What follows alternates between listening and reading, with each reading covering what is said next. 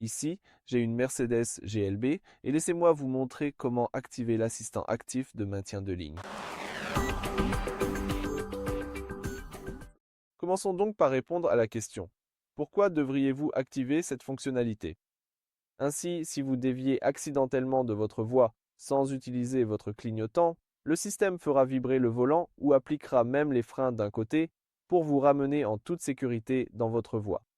Comme vous pouvez l'entendre, c'est une fonctionnalité de sécurité incroyable que vous devriez absolument utiliser sur votre voiture. Et si vous souhaitez le faire, tout ce que vous avez à faire, c'est d'utiliser l'écran d'accueil. Ici, vous devez faire défiler plusieurs fois jusqu'à la dernière page pour trouver les paramètres. Les paramètres sont représentés par l'icône de la voiture, alors appuyez simplement sur Paramètres. Ici, vous avez plusieurs onglets à disposition, mais utilisons le premier qui est Assistance.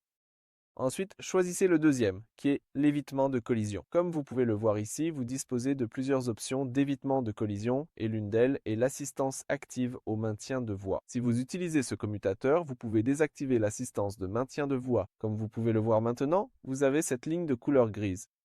Mais si vous appuyez à nouveau dessus en utilisant ce commutateur, vous activerez l'assistance active au maintien de voie. De plus, vous pouvez également utiliser les paramètres à proximité de cette fonctionnalité. Laissez-moi appuyer dessus.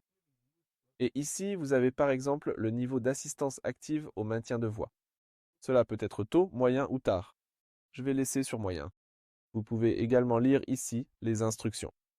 Ainsi, lorsque vous approchez des marquages au sol ou du bord de la route, vous pouvez recevoir des avertissements sous forme de vibration du volant ou de correction de trajectoire.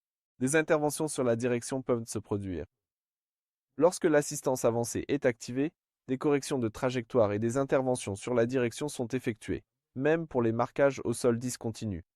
Donc, si vous souhaitez également l'utiliser avec des marquages au sol discontinus, utilisons ce commutateur pour passer à l'assistance avancée. Et maintenant, votre assistance au maintien de voie fonctionnera aussi avec les marquages au sol discontinus. Voilà, c'est tout pour cette vidéo. Merci de vous abonner à notre chaîne et de laisser un pouce en l'air.